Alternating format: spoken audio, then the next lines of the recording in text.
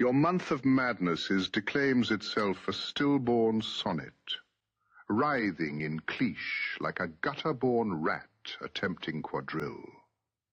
Facts, you proclaim. They cower beneath that avalanche of adjectival sewage. Should your tongues again befoul the noble art of narrative, welcome to True Crime Stories on the JPandGoogiePodcast. There is Detective JP. Let me introduce myself, thank you. Detective JP. And this is Detective Googie.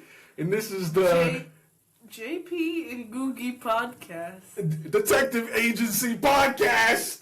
Let's go, JP. Let's go. We're doing our first True Crime Podcast. I'm super excited about this one. True crime's his favorite. True crime is one of my biggest passions in my life. I've listened to 500 plus cases, endless podcasts.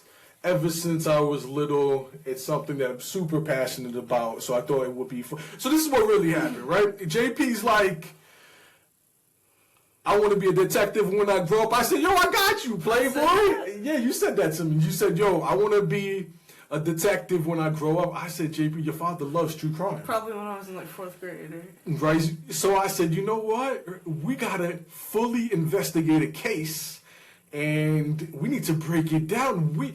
See, the thing about the true crime community, right, is we like all the facts. We don't like it skimpy. Mm-hmm. All right, we need all the information. I love true crime. Right? Here's what I love about true crime. My favorite, because there's so many genres of it. You know, some people like serial killers.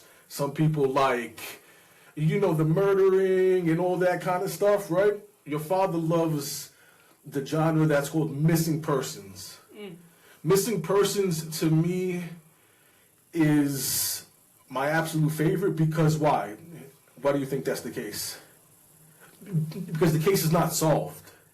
You know the answer. You don't know what happened. Right. You know? So you have to do the investigation and figure out what you think happened. You know what I mean? So it gets your mind going to where you want to deep dive, read articles, watch all the videos, read the books, listen to all the podcasts, right? I like to listen to the people, I like to listen to the guilty, the innocent side. You know, there's sides to all these podcasts that are pro and against.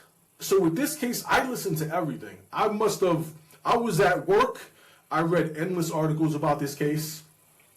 I listened to all the podcasts about this case. And, this case absolutely blew my mind.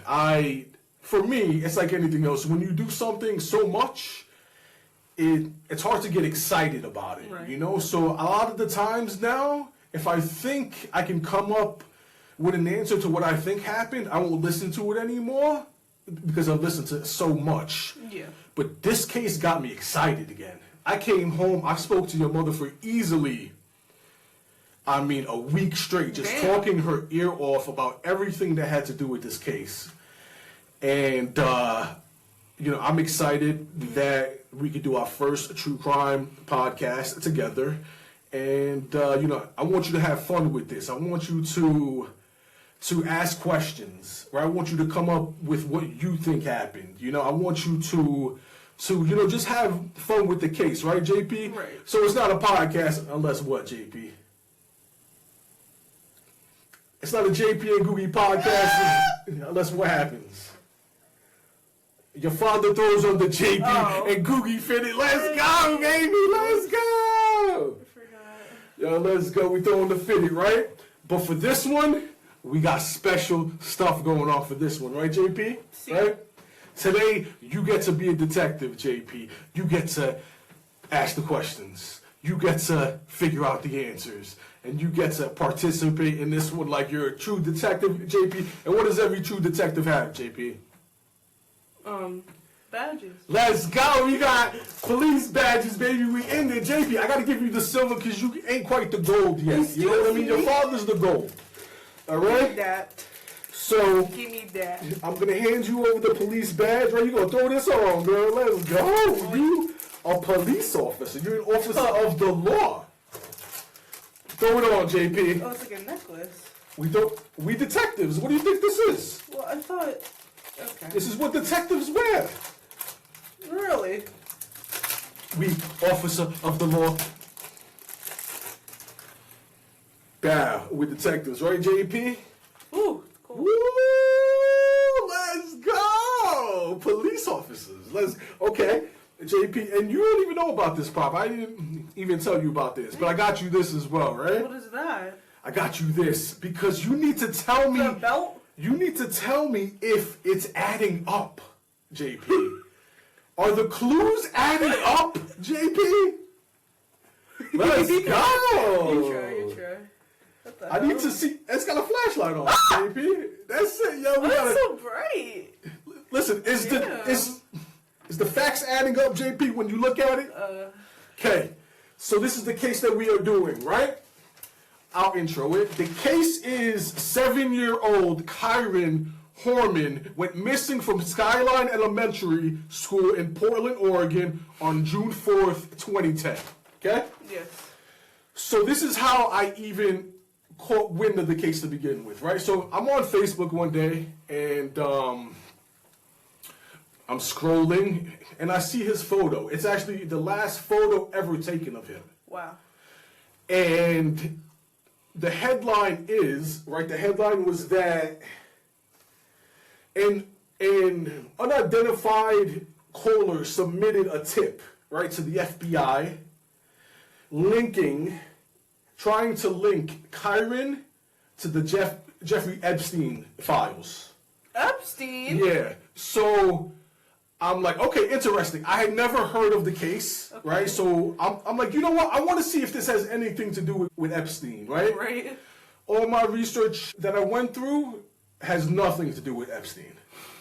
It was a tip that somebody sent in, but it really has nothing to do with Epstein. Not even close. There's nothing. There's no involvement. There's no evidence to say that he has anything to do with Epstein. I thought it was going to be like Epstein's favorite child. Okay, right? Okay, so here's where we are today, right? So how I wanted to introduce this, right, is I wanted to introduce you to the characters. Mm-hmm. But I wanted to go into detail of the characters because, right, in true crime, we like all the information. Right. A lot of people, when they do this, right, they do it in about 40 minutes. To me, 40 minutes would not have been enough, right? If we don't investigate another case after this, right, I want this one to be as detailed as possible. You feel me? Mm-hmm. Okay? So, JP, right? Here's the characters, right? I want you to read the information, right? And if you have any questions, right, I will answer them because I've done all the research on the case, okay? Okay. Okay, go ahead, girl. All right? Let me put this down. Okay. Okay. This is a lot. Okay. Good. Kyron Richard Horman was born September 9th, 2002 to parents Desiree Young and Kane Horman. Kyron was said to have loved outdoor activities like fishing, camping, boating, and exploring for bugs. He enjoyed visiting the Oregon Zoo, bowling, playing video games, specifically the Wii, and attending hot rod shows. He was described as a sweet, curious, and somewhat timid child. The last photo of him taken by Terri Horman, stepmom, was June 4th, 2010, at his school science fair where he created a project on red tree-eye frogs. The reason why he is seen wearing a CSI t-shirt in the photo is because Kyron admired Tony Young, a major crimes detective with the Medford Police Department. Desiree and Kane Horman had divorced before Kyron was born. It was said that Kane Horman was having an affair with Terry Moulton while married to Kyron's mother, Desiree. Kane also tried to invite Terry Moulton to the hospital when Kyron was born. Holy stutter. That's messy, right? Yeah. Okay. Damn. So I'm going to hand this over to you, right, because I want you to be a true detective. You have a pen over there, right? Okay, so here's what I want you to do, right? I want you to write down anything that you have questions about and anything that's important. And here's where I would start if I was you, right? I would write the character names down, right? And who they are in this story. So we have Kyron, right, who's the 7-year-old boy that goes missing. We have Desiree Young, who's Kyron's biological mother.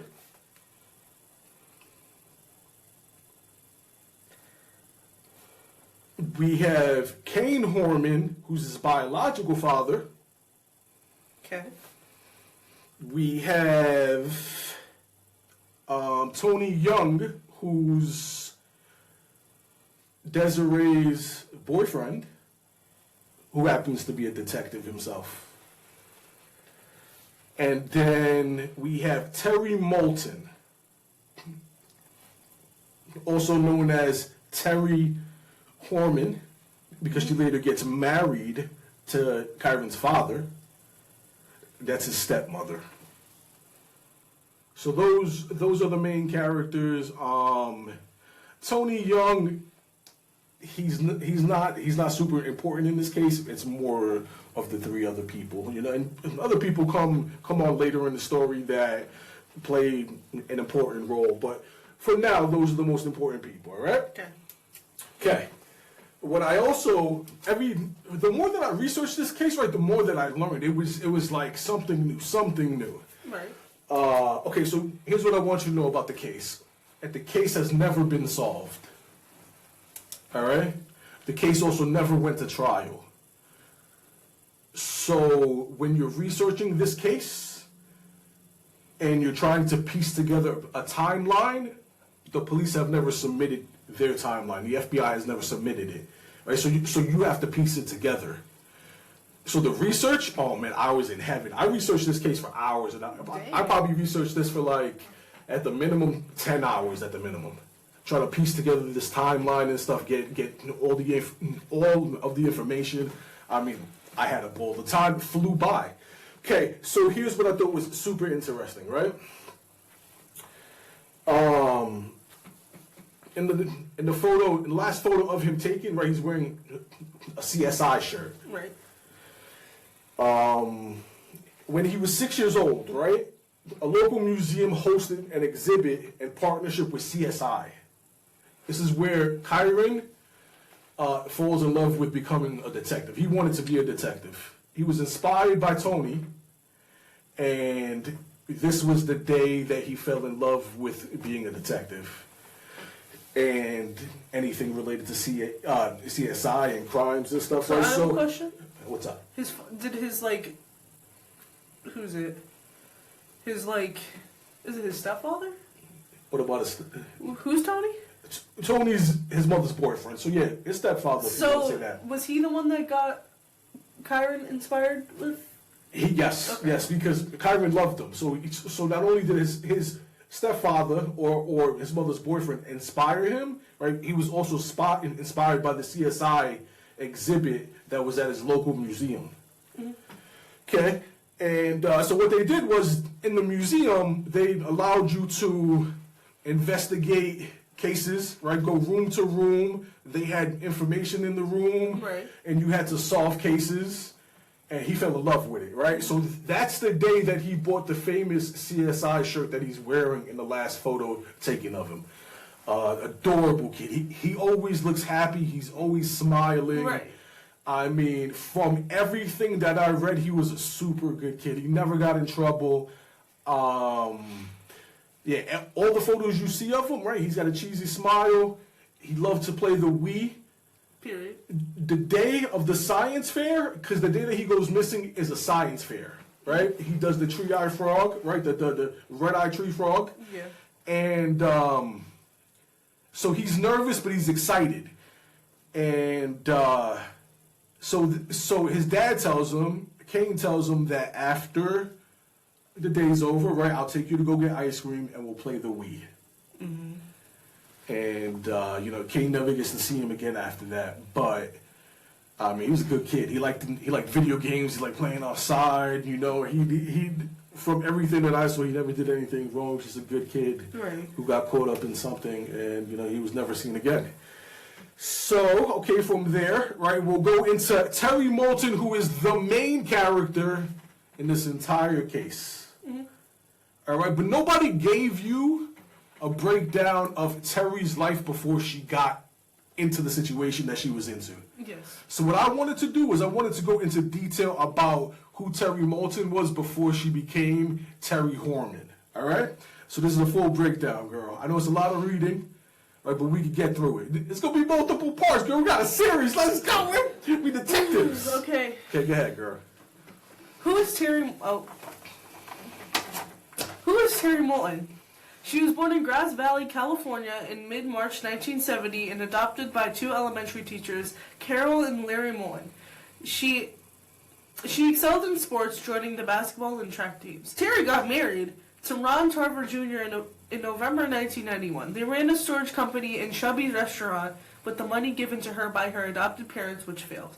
In January 1994, Terri would have had her first child, James Logan, with Ron Tarver, but in November of 1995, Horman's marriage to Tarver ended. Both accused each other of infidelity. Terri moved back in with her parents and James, her son, and worked at McDonald's for a little while.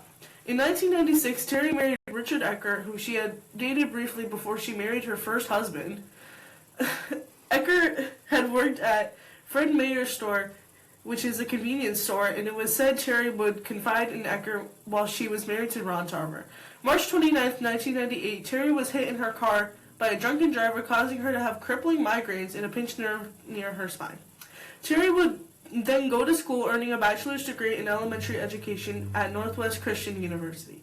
She graduated in 2000 and got a basic teaching license. In March of 2001, she was hired as a substitute in the Hillsborough School District. She would then work for Eastwood, Newberry, and Lenox elementary schools. One of her colleagues, called Horman, dedicated but strict. In January 2002, Horman and Ecker were divorced. However, Terri had convinced Richard Ecker to adopt her son Logan during their marriage. So, do I have to read this too? Yep. So Richard was on the hook for child support when him and Terri divorced. While going through her divorce with Richard, Terri moved in with a teacher colleague, and at first it went well, but then Terri rearranged the furniture and then took one of the bookshelves and placed it outside, in which it would get rained on and ruined all the books. When Richard and Terri divorced, they agreed Richard would pay $169 a month for child support. A year later, Terri took Richard to court for more child support money, and the court granted her $550, which sunk him financially. Here's what Richard's parents said about the adoption. She pushed him, Chuck Ecker said. And being Richard, being a good guy, he adopted James, Ron Tarver, Terry's son's biological father. Ron Tarver, Terry's son's biological father, struggled finally and gave up custody rights in August 1998. Richard went to Terry's house and conveyed to her that the child support payments were sinking him financially and asked for a break on the child support payments. He said she agreed and the conversation went well. The next day, he got a call from the sheriff's office telling him to stop harassing his ex-wife. This article was written back in August 2010, and Ecker had not seen James since that call and still pays child support. He estimates he contributed about $46,000. Okay. So how did Terri become involved with... All right, we'll stop right there. Okay. We'll take a little break, right? Damn, that's a lot. Okay, so you got the whole rundown about her life before she ever meets the Hormans, right? Okay, so what did you learn from that? Terry's been through quite a few marriages. In her early 20s. Before she Yeah. even meets Kane, she's divorced 2 times. Like, damn, girl. And she has a child, right? And she also, so Ron had no money. So she gets Ecker, right? What's Ecker's name? It's in there somewhere. She gets Ecker to take on the child support, right? And to adopt them. Richard Ecker. Richard, right? So she gets Richard Ecker to become the father, then sinks him financially. Doesn't want to work with him, even though he's technically not the biological father. They're not important characters. They have nothing to do with the case itself, but I thought it was interesting that before she even becomes a Horman, right, she's already 2 times divorced. Right. So there's nothing there that says, okay, I want it to be completely fair, right? I wanted to show both sides, right? Does she do some weird things, like she moved in with her colleague, right? Took her stuff, put it outside, he got rained on, Like, right? who does that? Who does that, right? On top of it, what I didn't write down was she was a substitute teacher, right? Right. The teacher, she made the room hers. moved the teacher stuff around. Why? While she was on paternity leave, and the teacher didn't like that. So listen, she's not doing anything criminal, right? She hasn't done anything too crazy. Yes. So right now, you're not thinking too much about it, right? You're like, okay, maybe she doesn't take into consideration when it comes to other people's property, right? Maybe she's not the most considerate person, but right now, no red flags are going off. All right, she's divorced 2 times. It happens. She was young. I mean, what are you gonna do? So when you're investigating people, right, and you're investigating a case, Right. for me, when I know that somebody may be involved in something nefarious, right, what I do is I like to look into their criminal history. Were there signs leading up to this that shows that maybe somebody has the possibility of doing something heinous? You know what I mean? Because usually, right, people who, not that it's not impossible, but a lot of people who commit heinous crimes, right, have committed crimes before, right? So in 2005, Terri Horman got arrested on DWI charges, right? She was also driving with her son in the car. Bruh. Okay, so she has some sort of criminal history, right? Okay, so I'll let you continue to read what's going on, and then it will take you from there. Okay. So how did Terri become involved with Kyron Horman and his son Kyron? Terri met Kyron Horman at a restaurant when he was out with friends, and the two started dating in mid-June of 2002. Terri was into bodybuilding at this time, so she would also spend hours at the gym as well. She loved going to the gym. It was one of her going to the gym. Gym was kind of like life to her. Was it like an obnoxious obsession, or was she just doing it Oh, because she like was passionate? There's literally photos of her doing bodybuilding competitions. I thought that was super interesting. Okay. Yeah. Interesting. Where was I? Kyron's mom, Desiree, said that Kane's relationship with Terri is the reason why her relationship with Kyron Horman ended. Kane said that even though they still lived together, they weren't really together anymore, and he had moved on. All the information about Terri Horman's upbringing and life in which we condense gets credited to blah blah blah. Okay. www.oregonlive.com. All right, so it's important when you do true crime, right, that you give people the credit where you get all this information from, right? So all the information that we have told you today comes from Oregon Live, which has probably the best information when it comes to reading articles. Oregon Live, I mean, I could not have found out half the information that I learned. So they're fantastic. If you want to go investigate this case yourself, you got to go to Oregon Live and read all the articles that they put out. So let's get into Desiree Young. Finally, I've been wondering about her. Information about Desiree Young, Kyron's mom. Desiree suffered kidney failure when Kyron was 2 years old. Desiree said it was a result of taking medication that was not FDA approved and has never gone public with what type of medication she took that caused her kidney failure. She went to Canada for treatment. Maybe she was into working out as well. Workout supplements can lead to kidney failure. That's true. Desiree had granted shared custody of Kyron to Kane and Terri while she seeked treatment in recovery for her kidney. Kyron Horman would later take full custody. Kyron Horman leveraged Desiree's health into getting full custody of Kyron Horman. Right. Do I say this too? Yeah, go ahead. Depending on which side you're on, some people say Desiree never tried to regain custody, and others will say she tried to regain custody. For the purposes of the timeline in case, we have to mention that when Kane acquired custody of Kyron, he was working long hours as an engineer at Intel and needed a babysitter to help him with Kyron. Kane's solution was to move Terri Moulton into his home. Terri and Kane got married on April 15th, 2007, and would have a daughter named Kyron Horman in December 2008, where Terri Horman would take on the role of being a stay-at-home mom. Okay, so here's what we know, right? Desiree Young, usually, at least back in the days, right, when people got a divorce, the kids would go to the mom, right? It's important to know that the reason why Desiree Young gave up her rights to parenting was because she was having kidney issues. Right. So she couldn't physically take care of the kid. She had to go to Canada, get the treatment, and Kane gets full custody of Kyron. So what'd you learn there? What does Terri Moulton do for a living? She's a stay-at-home mom. She's a stay-at-home mom. You gotta write that down. It's important.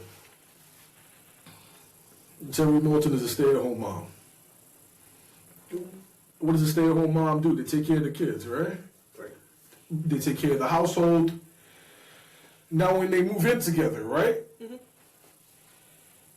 There's 3 kids in the house now. There's James, who's Terri Moulton's kid before she married Kane, right? There's Kyron, and then there's baby Kiara. All right, so there's 3 kids in the house. They all move in together. Kane works at Intel. He's an engineer, right? So he's working long hours. Terri becomes the stay-at-home mom. And we have the characters. You feel good about the characters? You got any questions? Was this around 2004? Yes, when they got married? No, I mean like when she gave up the custody, because it said something about Kyron was 2, and he was born in 2002, right? Okay, 2004. Okay. Sounds good. Now, would you like to stop the episode, or would you like to continue? Is there more? There's a lot Oh, more well, to go obviously into. there's more, but Yes. like, did you write down any more? Okay. Also, something that's important, right, in the case itself is what's the reason why Kane and Desiree Young get a divorce? From what you've read. So what Desiree Young believes is that Terri, right? during their relationship, Kane now begins to cheat on her with Terri Moulton, eventually leading to them getting a divorce. Also, something that I found super interesting was that Kane also tried to invite Terri to the hospital to see Kyron being born. But for why? Or after he was born. I don't know why he did that. I don't know why he think that would fly. But I mean, I thought that was messed up. So they met like when he was being born? Before. Before he was being born. Yes. So, Yes. Did I write down where they met? They met at a restaurant. Did you? Yes. Okay, so, and then she sparked up a conversation, and then they started dating from there. At least that's what was told. Mm-hmm. You feel good about the information you got? Yeah. Okay, so good. That is JP. Detective JP. Detective. And this is Detective Googie, and this is the Detective JPandGoogiePodcast Podcast Agency. I didn't know what to call it. JP, I wanted to name this part 2 the Roseburg Devil. Rawr. When I looked at this case, JP, this case was so sad to me. Sad? Oh god. Yeah, it was really sad. He's never seen again after that day. No shred of evidence was ever found. No physical evidence was ever found. Most of the case is circumstantial. Circumstantial meaning that, it's things that are said, it's things that look bad, right? But the physical evidence is just not there. Right. And so I don't know if you know this, I wanted to break this down to you. When you charge somebody for murder, right, you only get one shot at it. You don't get to continue to try a case. Once you take it to trial for murder, right, you have one shot to get the grand jury to all agree that this person is guilty. So what the police do is the police try to get as much evidence as possible. Everything. They try to get everything, right? So that when they present their case, right, it's as clear as it could possibly be. And the reason why the police never took this to trial was that they didn't have what it took, at least in their eyes, to find somebody guilty. Kyron Horman has been missing since 2010. That's now 16 years. Damn. Of no answers, no resolution. So he would have been like, what, 18 or no? He was 7 years old at the time. 7. So it's 16 plus 7. I'm slow. You give it to me. 16 plus 7? 29? Wait, no. 4 plus the 3. 19, 20, 21, 22, 23. 23 years old. He would have been 23 years old today. He would be, a grown man. He would have went to college. I mean, he had his whole life ahead of him. And so he didn't get justice? Like, he never got justice, no. crazy. What also you don't know is that this was the biggest case in Oregon history. Ever? Ever. Wow. They spent $1.9 million investigating this case. FBI jumped on this case, instantly helped them with the investigation, right? And of all the podcasts that I've listened to, when the FBI jumps in, it's serious. Right. And usually, if the FBI jumps in and they can't solve the case, it's never going to get solved. They're the best of the best. How's that possible? Like, it feels like... They're the best of the best. If the FBI can't solve it, nobody's going to solve it. It feels like You in understand? every, like, true crime thing I've heard, there's always been, like, someone found guilty. Right. Or they end up, like, finding... That's why the case was so interesting to me. Because you're like, this is the biggest case. They searched everything. They tried, and they still could not get somebody to be found guilty for the case. Wow. So we're going to go into the timeline, right? This is called the Roseburg Devil. JP's going to go into the timeline. Let's go, JP. Okay. Okay. Start it over again. Let's go. What happened on June 4th, 2010? The day Kyron vanishes and is never seen again. Terri Horman's timeline. You have to start the day off by letting everyone know that on June 4th, Skyline Elementary held a science fair that was open to public. Terri Horman usually drove a red Mustang, which she was gifted on Mother's Day in 2007. On June 4th, the day of the science fair, she requested to drive Kane's white Ford F-250 pickup truck. Skyline Elementary opened at 8 a.m., so students and parents could tour the science fair. All right, let's stop right there. All right, so we have the science fair, right? What do you know about the science fair so far? That it was the day he went missing, and he presented his project on the tree frogs. More importantly, it is open to the public. Open to the public, so anybody can go. Anybody can go to this science fair. All right, here's what's not in there, right? In 2010, their protocol, right, was to just let anybody through the door. They did not take names down. They didn't give people name tags. They did not... You know how your school is, right? Right. Everybody's got to get a name tag. You got to write your name down. All this kind of stuff, right? Mm-hmm. That did not happen this day. Everybody was able just to walk freely through the school at 8 a.m. when the science fair was open. Wow. All right? So that's important. Okay. Also important, right? What day is it? June 4th? June 4th, right? What if I told you that a week later, there was only one more week of school, and then it will be summer vacation? Bruh. What the hell? Okay, all right. Okay. So continue. Right now that you know this stuff, we'll continue. Yeah.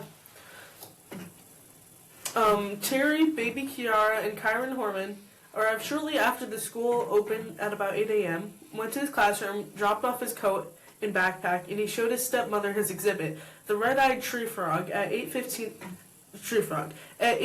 a.m., Skyline PTA President Gina Zimmerman arrived at the school and saw Kyron with his stepmother in front of his exhibit. Terri claimed that from 8:15 to 8:45, her and Kyron also walked around the school because Kyron wanted to visit his kindergarten/first grade teacher. Terri claimed last thing she remembered was seeing the back of his head as he walked toward Kyron's classroom, where he already dropped off his jacket and book bag. Terri said goodbye to him, and he said goodbye to her at around 8:45. It had been stated that the students saw Kyron at around 9 a.m., but the sighting could never be confirmed or corroborated. All right, let's stop right there. All right? So, the reason why Terri Horman asked for the white pickup truck that day, because...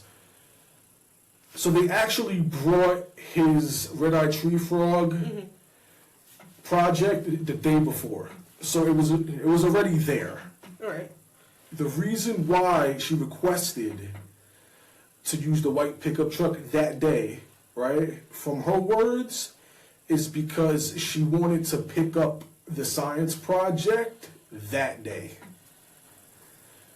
Do you find it weird that a mom would want to pick up a science project the day of the science fair? I'm confused. Pick it up. Like, bring it home? Bring it home, yes. Well, I mean... It was a Friday, the day that he went missing. But, I mean, like, once the science fair is over, you bring it home, right? I'm confused. I'm not quite sure how she knows when the science fair is going to be over to when she could pick it up. So what I don't understand is that, what was her plan then? To just spend the whole day there and then pick it up after it was done? And after the science fair was done and then bring it home? I don't understand having the white pickup truck there to pick up a project during the actual science fair. So, was the science fair for like hours and hours and hours? It was from what I know, it was 8 a.m. to 10. And then 10 would be the starting time of the first class for the students. Oh, okay. But she leaves at 8:45. So now let me ask you another question, right? Yeah. You're a mother, right? And you know there's this big science fair. It's open to the public. Everybody's running around. It's kind of chaotic, right? Would you just leave your son to run off? Hell no. Say bye to him and just leave for the day and go about your day? No. Without, like, making sure that he went back to where he needed to go to or that he was actually with somebody. Like, he just runs off. That's careless. And she leaves him, right? She doesn't make sure that he's with an adult. Like, she just lets him run off and she leaves and does her thing for the rest of the day, right? Damn. Yeah. That's not something that I would do. Right. I'm not letting my 7-year-old... 7-year-old is still a baby. You know what I mean? That's a little kid. You just let him run off and you go about your day. I'm not sure what parent. She says that she did that because she was carrying around the baby and she couldn't take home the project, so she was just going to go about her day. But you got another baby who needs whatever. True. All right. Okay. So now we're here, right? I want you to think about some questions about the school itself, right? What do you think of, like, what are you wondering I got about one the school? right now. Go ahead. Why didn't the school take more like safety measures? Because it says it was open to the public, like anybody could come in. There was no sign in, like no like safety measures. Why weren't they more like careful about like who comes in? You know, who's with who? Well, it's 2010. That's not like so. So now they have different protocols now. Well, You know yeah, what I mean? but- Some schools are looser than others. Shouldn't it always be like a little like, you know, what I mean? Like no matter what, 100%. like protected. 100%. They did a terrible job that day. But what else are you wondering about the school itself? So here's how it works with cases, right? The last person to see the person before they go missing or before anything happens to them becomes the main suspect. Right. Because they are the last person to see them. The last person to interact with them, right? So automatically, Terri becomes the main suspect. She's the last person to see him, right? But what are you wondering about the school itself? For me, the first thing I thought was where are the cameras? Oh yeah, Right? I didn't even think of that. Think about that, right? So was there camera footage? Did anything get picked up, JP? Right? Here's what I have to tell you. Skyline Elementary in 2010 had no cameras. How is that? That's not legal, right? So I did the research on this, right? I did the research on this. In 2010, 61% of schools had cameras. Oh, had cameras. Not 100? Skyline did not have cameras.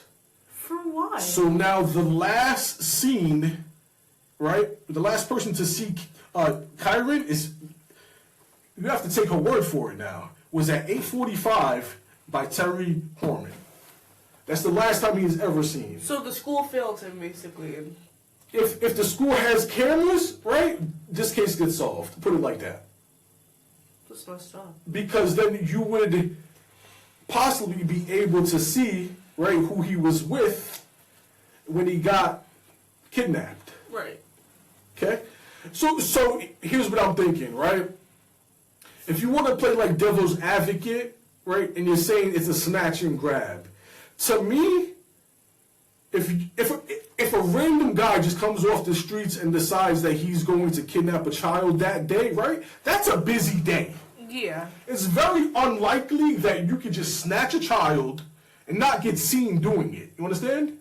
It's possible. It's not impossible. It could happen. But did they do that because it was so busy, like everybody would be distracted? Type thing? I mean, you could look at it that way, but you could also look at it as it's dangerous. Right. Because what if the kid starts yelling and screaming, then you're going to jail for trying to kidnap a child, right? So the last time anybody ever sees him is 8:45, right? Also, you have to put it like this. He's not outside the school. He's inside the school when he was seen. Yeah. Okay? Continue with the timeline. Now you know Skyline has no cameras. Last person to see him, Terri Horman. Yeah. Did I stop here? I think I started here. Continue from right there. Okay. It was noted that from the east end entrance or the specific staircase where Terri claimed to be, it was not possible to see the door to Kyron's classroom, which was down a hallway. The police have also said that they do not believe Terry's accounts from 8 a.m. to 8:45 a.m. Kyron Horman was marked absent at 10 a.m., which was the start time for his first class / first period.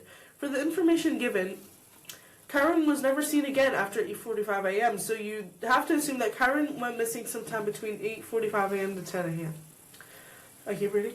Mm-hmm. Around 8:45 a.m., the white pickup truck Terri drove that day is seen on an access road by the Skyline Elementary School, and Terri confirms this. She tells police she pulled over to change her daughter Kiara's diaper. Stop right there. So the access road is right next to the school itself. Okay. All right. So a witness claimed to see the white pickup truck parked on the access road right next to the school. Okay, continue. At around 8:45.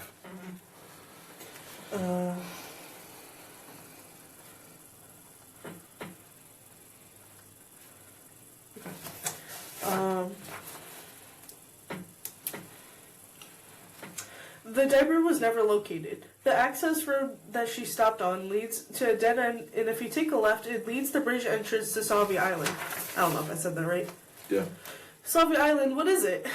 24. Now, what is Sauvie Island, right? It's important to know what Sauvie Island is because it's a main location where the police go to search for Kyron. Okay, so what's Sauvie Island? Okay. 24,000 to 26,000 acres of land. Sauvie Island is a large island northwest of Portland, Oregon, known for its diverse outdoor recreation, including beaches, wildlife viewing, and farming. It's a popular destination for bird watching, especially waterfowl and eagles, hiking, biking, fishing, and swimming, with several public beaches like Walton Beach and Collins Beach. The island also features farms, a wildlife refuge, and historical sites, offering a mix of nature and agriculture just a short drive from the city. The continuation of Terri's timeline.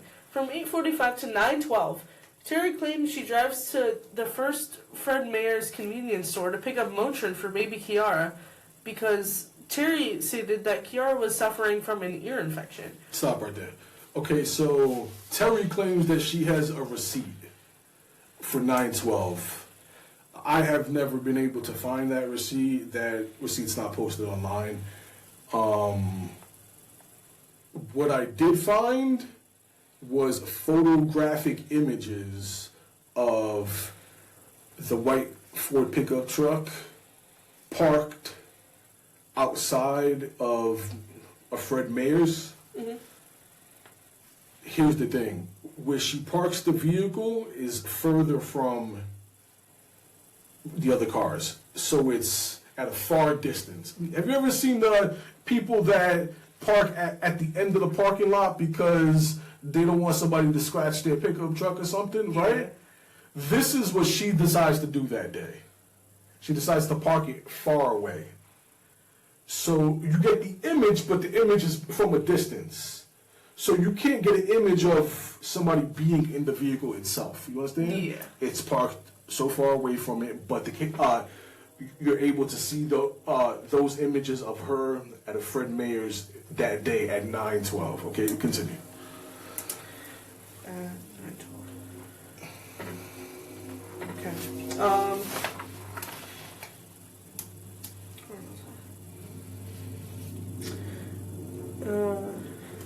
Terri said that the Fred Meyer's store did not have Motrin in stock. From around 9:12 to around 9:30ish, Terri would arrive at the second Fred Meyer's convenience store that did have the Motrin. According to the book Boy Missing, The Search for Kyron Horman by Rebecca Morris, when police asked to see the bottle of Motrin she claimed to have bought later that day, Terri reportedly shrugged and said, "It's around here somewhere," and the police never found the medicine. Also, Stop right there. So, was she lying, basically? So not only is she not... At 8:45, she's on the access road, right? She's not able to find the diaper that she changed. It's nowhere to be found, right?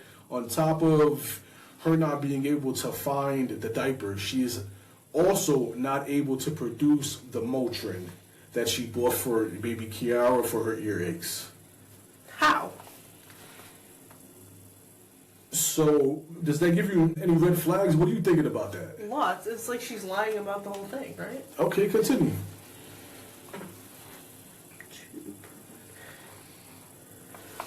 Police.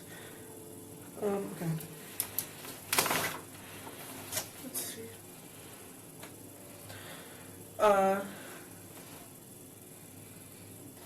Also need to mention that Terri parked the white Ford pickup truck far away from any other vehicles in the back of the parking lot. Terri said it's because Kane did this to avoid scratches, etc., which Kane denied he ever did. Okay. So, lying again, okay. Around 9:50-ish, Terri says she went to dry cleaners to drop off Kyron Horman's clothes. Terri then states she went to Michael's craft store and arrived at around 10:10 a.m. After stopping at Michael's, Terri states that after she left Michael's, she began to drive around to soothe baby Kiara. Stop right there. Okay, so there's no proof that she ever went and dropped off clothes at the dry cleaners. Mm-hmm. She was not able to produce a receipt for this. There's also no proof that she ever went inside Michael's. Supposedly, I was not able to view this video. Supposedly, what the not guilty side says was that a worker inside of Michael's did an interview claiming that he saw Terri Horman, but I mean, eyewitness testimony, right? You see a million different people during the daytime, right? The likelihood that you actually seeing this person, put it like this, eyewitness testimony a lot of the times is pretty unreliable. All right. I'm not quite sure why he would remember one random person coming into the store, but I've never seen that interview. Supposedly there was one. Right, so there's no proof that she actually went into the dry cleaners. There's also no proof that she went into the Michael's craft store. Continue. 10:10 to 11:39 is time that Terri gives for driving around when she arrives at 24-hour fitness. That's a long time. Just driving around? Now, why does she say she was driving around? To soothe her baby? Okay, so she's saying she gives the baby medicine, right? And now the baby's cranky because the baby has an earache, right? So now she drives around for how long, JP? An hour and 29 minutes? So like an hour and a half. She drives around the back roads in a rural area for an hour and a half before she arrives to the gym. That's her word for what she was doing at that time. But why would she go to the gym while having a baby? Who drives around for an hour and a half to try to soothe the baby, though, is the question. Yeah, that's... And then who takes a sick baby to the gym? But let's continue the story. Okay.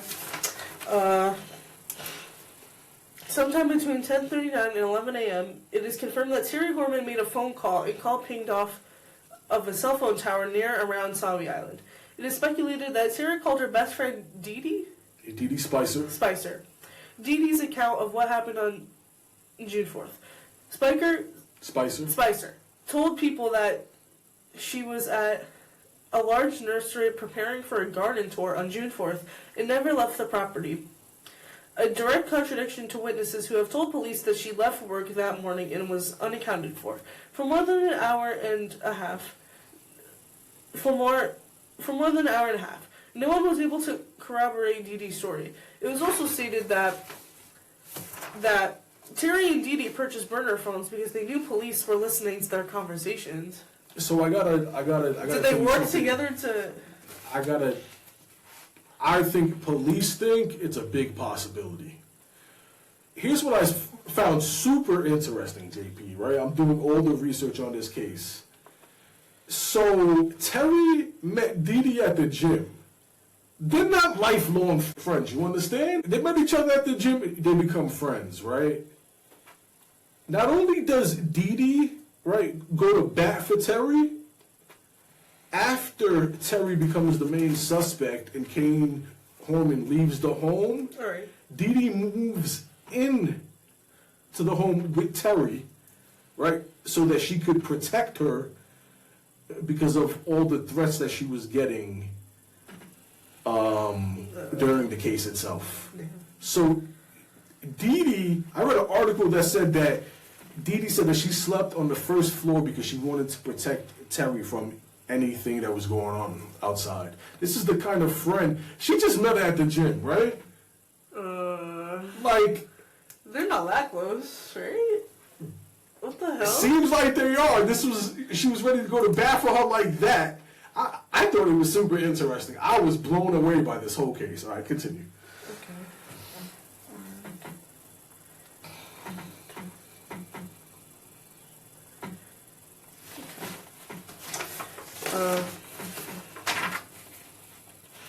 Terri does not actually clock into the gym until 12:20 p.m. Baby Kiara was checked into the on-site gym daycare.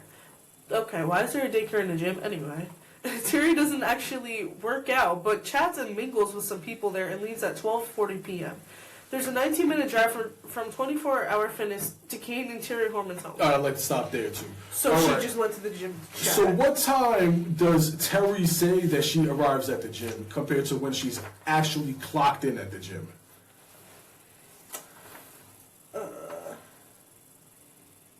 So she says that she got to the gym at 11:40, right? That's what the paper says? I'm trying to figure that out. Oh, yeah, 11:39. So 11:39, she says that she arrives at the gym, right? The gym doesn't actually clock her in until 12:20. So how much time did she actually say she was driving around baby Kiara to soothe her fussiness, her earache? An hour and a half. More. Wait, what? More. Sorry, what'd you ask?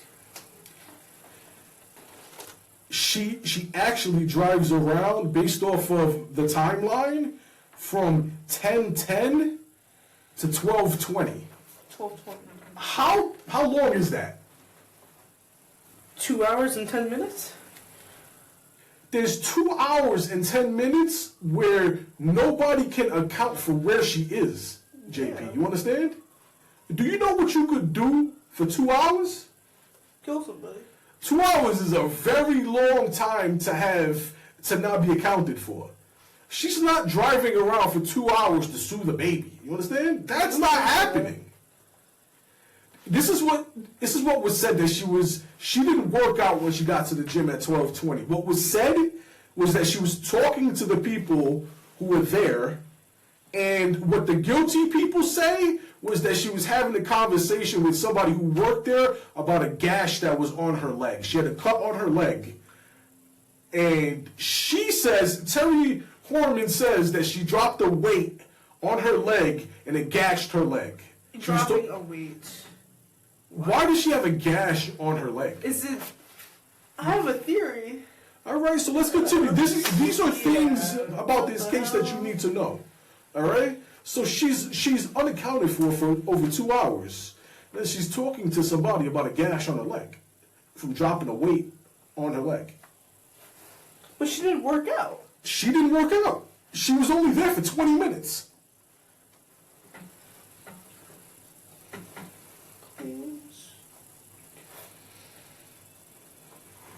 Oh, hell no. I would have arrested her. There's a 19-minute drive from 24 Hour Fitness to Kane and Terri Horman's home. Let's say Terri arrives at around 1 p.m.-ish. 1:21 p.m., Terri accesses the home computer and uploads 9 pictures on her personal Facebook page. 2 p.m., Kane Horman arrives home. Terri is on the computer. Kane eats something and takes a shower. 2:30 p.m., Terri emails teacher asking when she can pick up the science project. At 3:30 p.m., Terri, baby Kiara, and Kane walk to the bus stop to pick up Kyron, but he never gets off the bus. Terri then calls the school to see if Kyron is there and then asks the school to call 911. Terri told Skyland Elementary that Kyron had a doctor's appointment on June 4th, but it was really June 11th. Okay. All right. So what are you thinking now that you've read the whole timeline? She killed him. She did it. Yeah? Yeah. Is that what you think? Yeah. Why do you feel that way? Because she lied about a bunch of things. Her stories didn't add up. The timelines weren't right. She only lied about where he was, but then was calling the school being like... And then she left her kid, supposedly, but I'm pretty sure she just killed him. There's so many parts to it that didn't make sense, all the way from the beginning. Okay. And her history before then with, like, the crimes, right?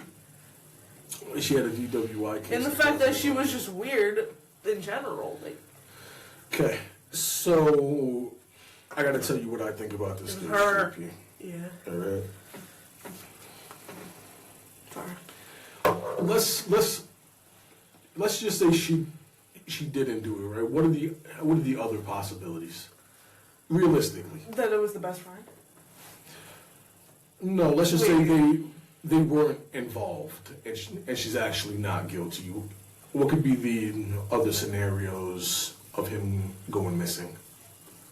Like some kidnapper walks into the school Okay. and snatches him up when no Right. one's looking. Right. Okay, so where the school is, it's the whole area in the back is woods. I'll show you a photo right now. Did he run off into the woods? Did she bury him in the woods? That's one of the theories, is that he ran off to the woods, right? If Terri had nothing to do with it. But either way, that doesn't explain. This is what the school looks like. That's the school, right? Oh. All that is deep woods and tough terrain to navigate, right?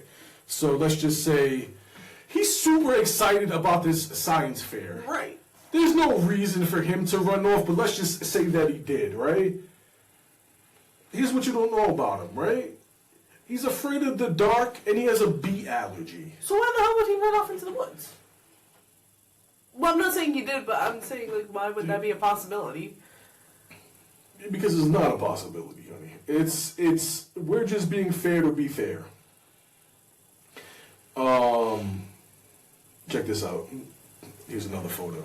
Damn! Nobody's running off to that. That's a big freaking You woods. see that? You can't see it's it. nothing but woods and trees and heavy growth and hills that go down. If you fell down that, you're not going to survive. Nobody's going back Why there. would they build a school by that, anyway? It's next to nothing. It's like... Alright. So, here's what I wanted to tell you. Alright? Okay. Let's think about the time that it takes place, right? Right. There's only one more week left of school after that. It has to be done on that day. I think she is guilty as sin. I don't even have any questions, zero doubts. I think there's no other possibility. And I literally think she planned everything out to a T. You understand?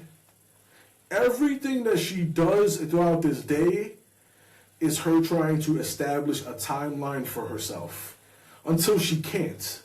the window, the 2-hour window is unaccounted for, right? Why do you think that is? Because that's when she disposes of him. The reason why she chooses to take the white pickup is because a Ford, she drove a red Mustang GT that was red and had a license plate that said Red Squirrel on it. Right? If you saw that car outside, you would remember it, right? Right. It's a very distinct car. A white pickup, there's a million white pickups, right? Also, when you're driving a Ford GT, a Ford Mustang GT, right, sits low to the ground. If you're going to drive, let's just say you were going to drive all the rural back roads, right? You risk getting bottom end damage because your Ford sits so low to the ground, your Mustang, right? Not on a pickup truck. Those are meant to drive through rough terrain. You understand? Every part of this was thought out by her. Her going to the Fred Meyers, right, for Motrin, which she cannot produce. She could not hand it over to the police when they asked her for it. You understand? So did she go to get like killing supplies or something, or like ways to dispose of the body, or what? When you're Or was that just a lie entirely that she went there? when you're doing this crime, right, you need to have the place where you're going to kill him picked out already. You have to have everything is thought out in this thing. So 8:45, right? One of the rumors, right, was that a kid saw at 9 o'clock. A kid saw Terri, Kyron, and Kiera going back to the white pickup truck. But the police had to take the statement back because they couldn't corroborate the statement. So the kid was unsure, so they couldn't use it. But there was a potential sighting at 9 a.m. of Terri and Kyron going back to the white pickup, right? So what about the doctor's appointment? Because I think that's huge. That's a huge thing. Right. So Terri tells the teachers he has a doctor's appointment on June 4th. The doctor's appointment was actually set for June 11th. She was the Understand? killer. She was the killer. Why do you think that she did that? So that they wouldn't question why he was absent? Exactly. You nailed it right there. She makes him drop off his jacket and book bag in the class, tells them that he's going to the doctor's, but he's not going to the doctor's because the appointment was set for June 11th. So when they mark him absent at 10 o'clock and throughout the rest of the day, they're not questioning where he is because they're expecting him to be at the doctor's with his stepmother. You understand? That's why she's the Roseburg devil. Terri Horman killed this kid. Wow. They never found any physical evidence. They checked the white. So let's just say the police checked my vehicle, right? For evidence for JP, right? Your DNA is going to be in my vehicle because you've been in my car. So that's not a thing. Now, if they found blood in the vehicle, then it would be something, right? They were never able to find any evidence in the white pickup truck of no blood, no nothing. They never found his clothes. They never found anything. He disappeared and vanished without a trace. Now, hold on. It's not done, JP, right? We're not done. There's more? Why don't you ask what the doctor's appointment was about? What was the doctor's appointment about? Ooh, JP, I got you, girl. This is what Terri had to say. Terri said that she was taking him to be evaluated for epilepsy. There's no proof of him having any type of... It's a made-up appointment. Epilepsy? What? Epilepsy. Yeah, but like, why? Because she thought he had it. Did she though? Isn't that crazy? A made-up doctor's What? appointment. A made-up doctor's appointment. Alright. I have it in my phone. Okay. So this is what... She's still alive? She is. Terri, if you're watching this, go to hell! Alright. This is what she says. So she's still alive, not in jail. She's roaming free. She's probably killing kids every day. You guys just let her loose. There was no proof of him Bye-bye. ever having any type of epileptic seizures, anything. So annoying. Is there anything you have questions about as far as? No. So when they're doing the investigation, right? And they go into the investigation part of it, I'll go into theories, alternative theories. That's the next episode. Okay. All right. I want to give you all of that information while we're here. I want you to know this. When the police do their investigation, they asked everybody involved to take a polygraph. Do you know what a polygraph is? I've heard of it, but I don't know. So a polygraph is that they put wires around your chest, they put a thing on your finger, and a polygraph and ask you questions. Is it like a lie detector or what? It's a lie detector test is what it is. All right, so now we're here, right? You know what a lie detector is, right? I want you to read this. Polygraphs. Terri Horman took 2 full polygraphs and walked out of the third. Desiree Young, Kyron's mom, said her polygraph started with these 4 questions. 1. Do you know where Kyron Horman is? 2. Were you with Kyron after 8:45 in the morning? 3. Do you have any involvement or any indirect knowledge of Kyron's kidnapping? 4. Again, do you know where Kyron Horman is? Desiree Young said that Terri failed all 3 of the polygraphs and failed a lot of the questions that were asked of her. Kyron Horman said that Terri also failed her polygraph test and was ready to use those results in his divorce hearing. Both Desiree and Kane both passed their polygraphs. Okay. So she failed those too. Who's the only one who failed the polygraph? Terri. There's so much evidence. Why don't you arrest her? So here's the thing, right? People go polygraph, lie detector test is pseudoscience. You know what I mean? It's fake. It's not a real thing. It's not admissible in court. Like when you take a polygraph test and you fail it, let's just say you fail it, right? You cannot use it in court. So right? You understand? What's the point of the test, though? So when you pass it, right, it's gospel, right? But when you fail it, it's fake science. You understand? The only people who think it's fake science are the people that fail it. You understand? Yeah, but the fact that Desiree and Kane passed, and she failed, she was the only one that failed, and she was the only one who, like, had the weird story and everything, like, yeah. It's so obvious that... Yeah. Everything that she does, right, is to establish a timeline. So, here's another thing I wanted to tell you, right? So, she has to do it that day. Why? Because one more week, then it takes it to summertime. Now he's on summer vacation, and he can't just go missing, right? It's way more easier to get away with it if it's during the science fair. It's the perfect day to commit this. She knows whether there's cameras or not in this school. You know how I can know if your school has cameras? I just look up. I go, oh, there's a camera there, there's a camera there. Like, she knows there's no cameras. She also knows that it has to be done on this day. She knows that she has to drive the white pickup truck. She knows that she has to get him out of there at 8:45.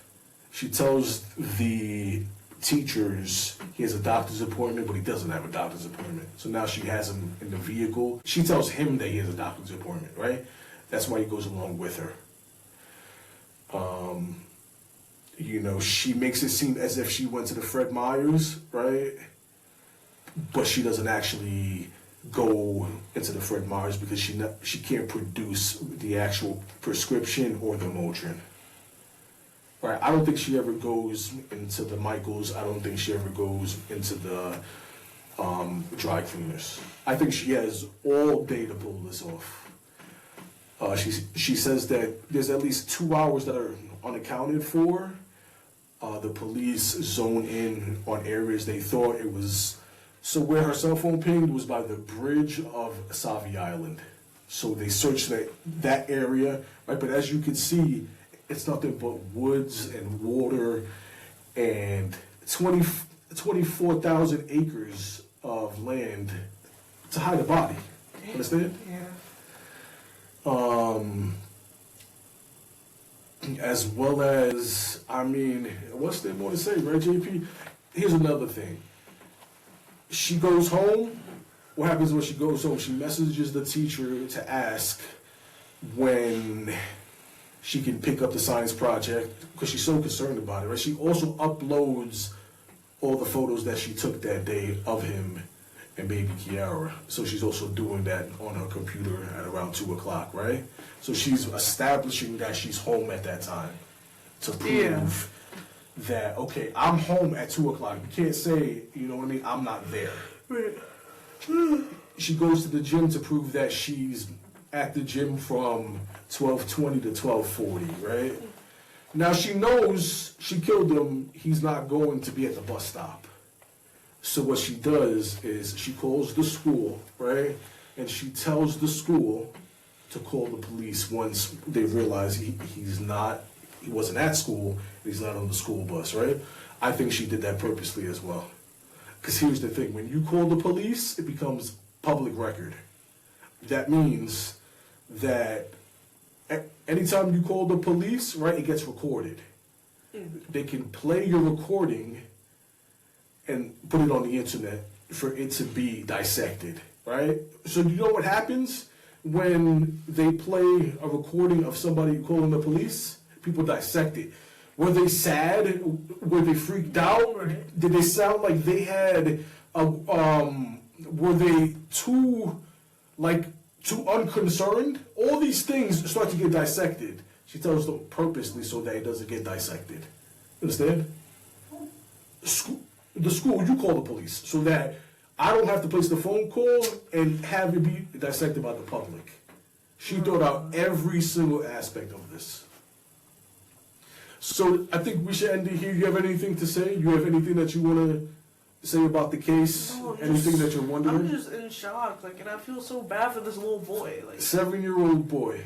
Yeah. It's messed up. Yeah.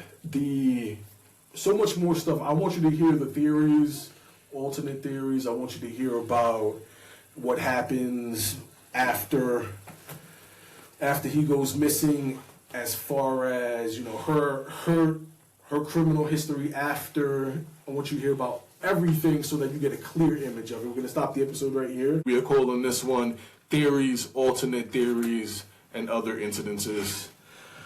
JP, let's start with the potential motive, JP. Okay. Kane and Terry's relationship on the rocks. Terry believes Kane is cheating, and police found emails where Terry is blaming Kyron for the marriage issues and says she hates Kyron and wishes he would die. Okay. Dun, dun, dun. So there's lots of emails that Terri Horman has supposedly sent to people. I've never been able to actually see the emails, but they are implied everywhere. That she said a lot of things. She sent a lot of emails, and she said a lot of stuff that didn't make her look so great. What type of person would say that about their child, though? And considering he was a very sweet kid, who would say that? Okay, so let me get into that. That's a great segue into what I wanted to talk about. Okay. So remember, she has her son James. He's around 16 at this time, right? James is not the biological son of Cain, right? It's Kyron. Mm-hmm. And usually when things are going bad between two parents who are married that have kids from other relationships, right? The kids get brought into the issues as well. So when you read the next thing, right? Terry tries to imply that Cain begins to treat her son unfairly compared to the way that he treats his son. She says the same thing, right? So I've had personal experience of what it's like to have step-parents, right? So I've had a stepmother before, and I'll be honest with you, right? I'll break this down for you. So there's the one-of-one rare step-parent that loves you for life. It doesn't matter if they're still with your parent, if they're still married, right? Those are the rare ones. They exist. I actually know a couple of them. Big Johnny's one of them. Leslie's stepmother, she's one of those. These lifetime step-parents that love those kids like they're their own for life, you know, and then love the grandkids. But this is how it usually goes, right, JP? When you have a step-parent, their love for you only goes as far as their love for your actual parent. You understand? When things start getting bad, more times than not, it becomes like, fuck this kid because he's not mine. You understand? So that's how they usually treat you. When things get bad between two parents, your parent and a step-parent, they don't care about you anymore. You know what I mean? Because they don't care about your parents. So what's the point of caring about you? That's how it usually goes, right? And then, of course, they feel closer to their kid. So Terri Horman feels closer to Kiara and James because those are her kids, right? She ain't really caring about Kyron because that's not her kid. Mm-hmm. And probably Kane as well. He's not really caring about James because that's not his kid. You know what I mean?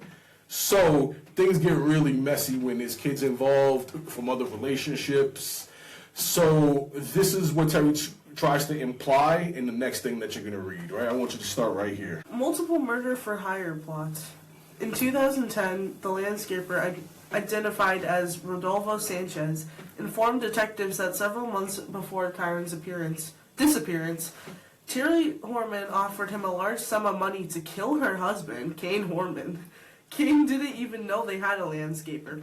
Terri hired a landscaper behind Kane's back because Terri said Kane expected all the household duties to be done by Terri and the landscaping to be done by Terri and her son James Moulton, 16 at the time. Terri said the landscaping was too much for her son to handle and hired the landscaper. Okay. So look, do you know what a murder for hire plot is? You just read it. I've never heard of it. Okay, so a murder for hire plot is when you hire somebody or you ask them, right? I'm going to give you a certain amount of money, and I want you to kill whoever I'm asking you to kill. What, like a hitman? A hitman. So yeah, I've heard of that, but I didn't know that was the title. So look, she's got one murder for hire plot against Kane, asking the gardener, right, to kill him. So is that not a red flag? What do you think about that? Right? So was this real or was this like a theory? They investigated it. They had the guy do an interview, right? He said this happened. So the landscaper... So this is real? The landscaper said that she also was offering him sexual favors on top of it. What the hell? Which is a theme for her, because for her, what she likes to do, right, is she likes to use sex to her advantage, because she knows that that's what guys are vulnerable to. So, okay, now let's go. If that wasn't bad enough, right? Murder for hire plot, right? Okay. One time, right? If that wasn't bad enough, what do we have next? Let's see. In 1990, Terri, 20 years old, was dating a man named Sean Rhea, 18 years old. The couple ordered Chinese and went to go eat it by her family home, and a man jumped out of the bushes and pulled a gun on Sean Rhea. Terri yelled, "He's here for you!" No shots were ever fired, and Rhea broke up with Terri soon after and moved away. So was that another person hired? Another person hired. What the hell? In 1990. So that's two murder for hire plots. This is like 20 years suggested before. on Terri Moulton. Two guys, obviously. Well, thankfully they both survived, right? Sean is saying that she hired somebody, but the guy didn't pull the trigger. Okay, so now here's what I wanted to tell you, right? Terri is saying that Kane is being unfair by making Logan do the grass, mow the grass. Is too much work for him. He's hard on him. Kane did not know about the murder to hire plot, and when police told him, he moved out of the house. Good. 4 days later. I would do the same. Because he was terrified for his life. Right.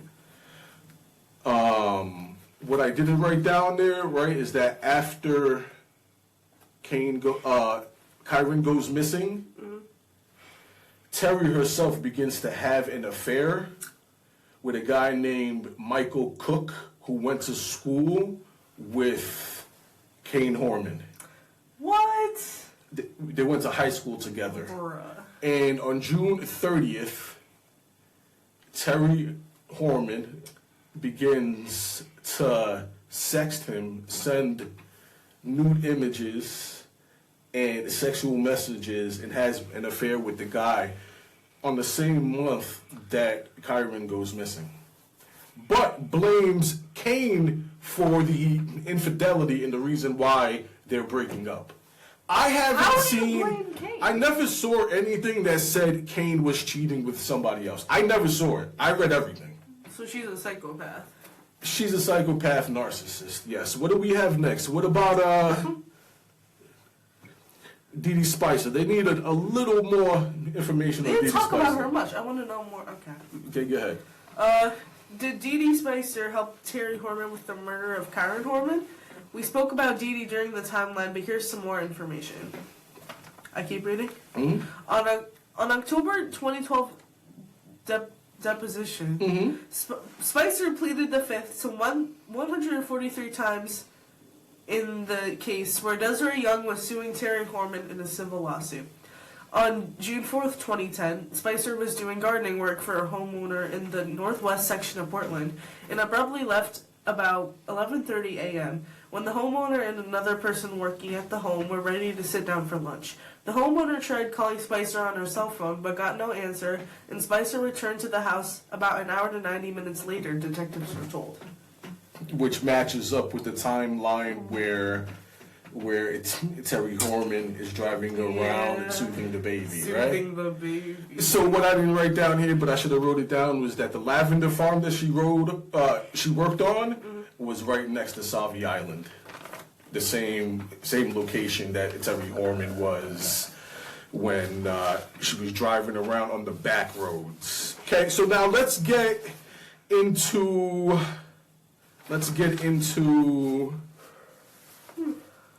some of the theories from Terri Horman's mouth on what she thinks. Oh gosh.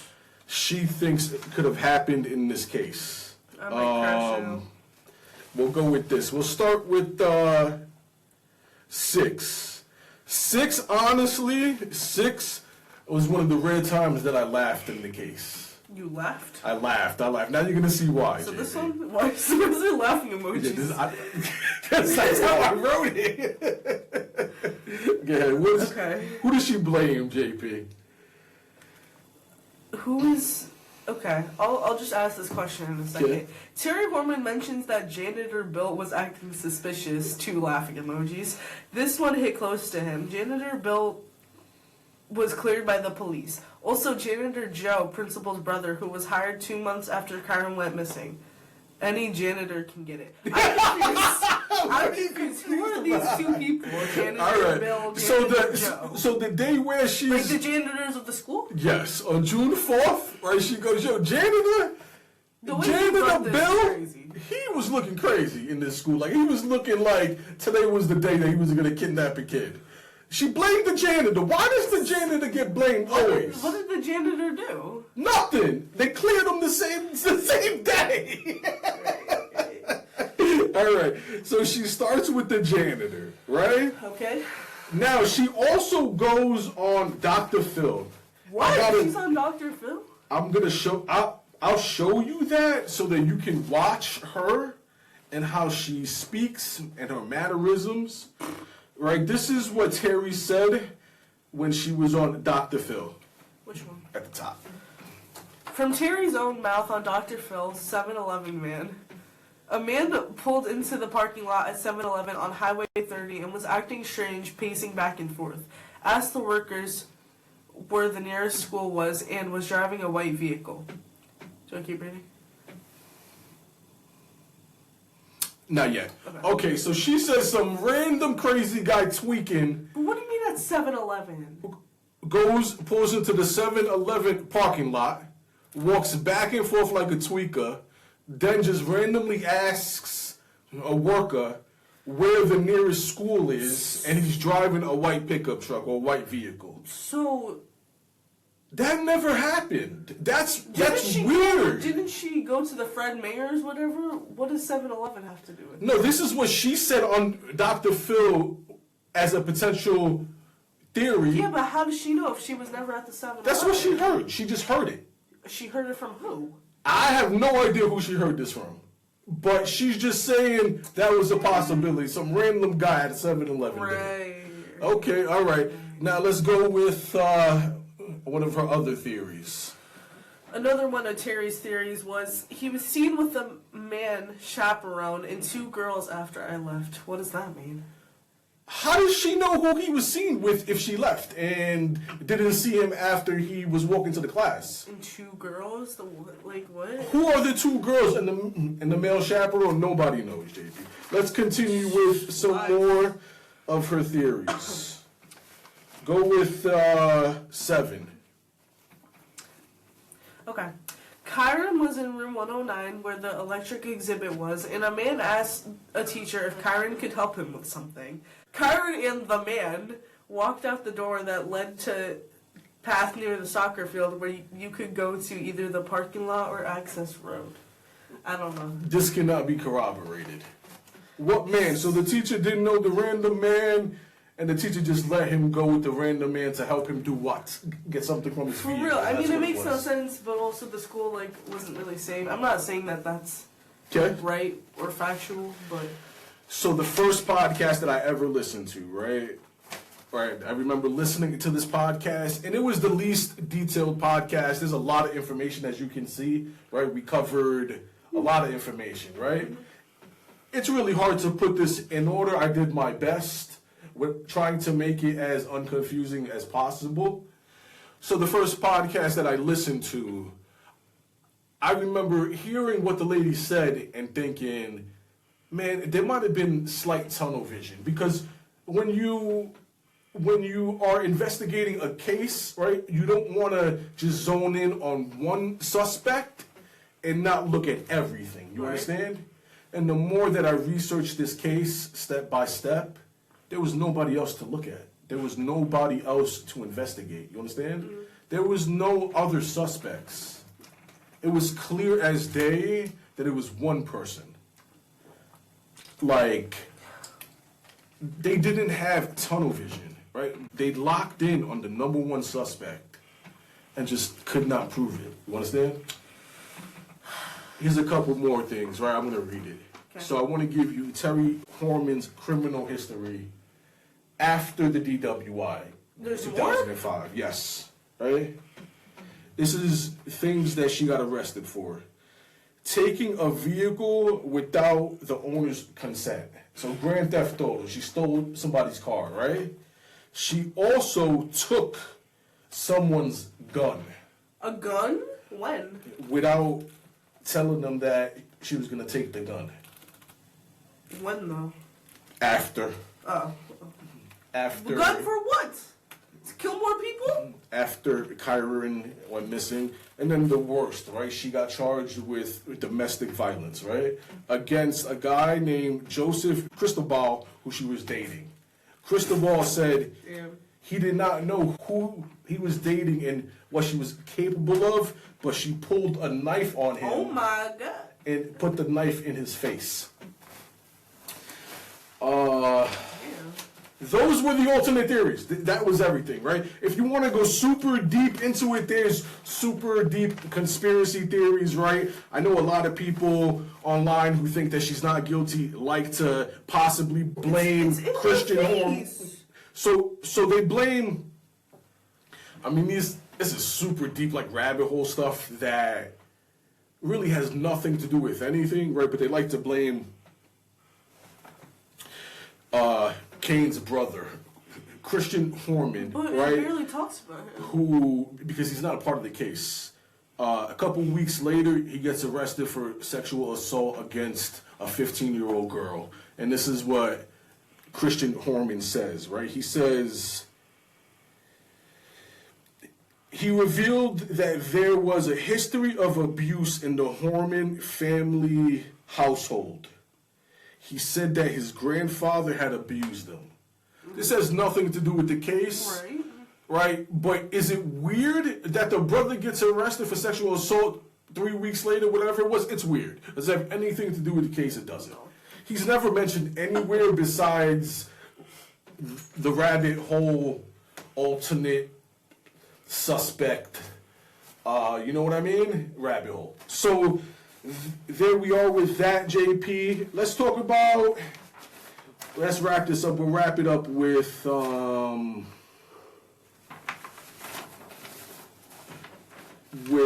of the investigation they did at Sauvie Island. So read that right there. Okay. Sauvie Island. Dive teams, cadaver dogs, and volunteers scoured, I think, this area, which is about 6 miles from the school. Key search areas included the school, nearby roads, the Sauvie Island Bridge, and the surrounding rural areas. No physical evidence was ever found. Okay, so here's what I would like to say because I want to be fair, right? Sauvie Island. To get to the actual island, so there's water next to a bridge, right? For you to actually get to Sauvie Island, you have to cross a bridge, okay? That's why they investigated by the bridge, by where water was, all the roads over there, right? Because remember, her cell phone pinged on the Sauvie Island tower, cell phone tower. So they thought that that was a potential dumping area for her because her cell phone pinged over there. Okay, and then we'll talk about the... Read that. All this? This right here. The search, one of the largest searches in Oregon history. The case remains unsolved after 15 years with over 40,000 investigative hours and $1.9 million spent. No arrests have been made, though it remains an active, ongoing investigation.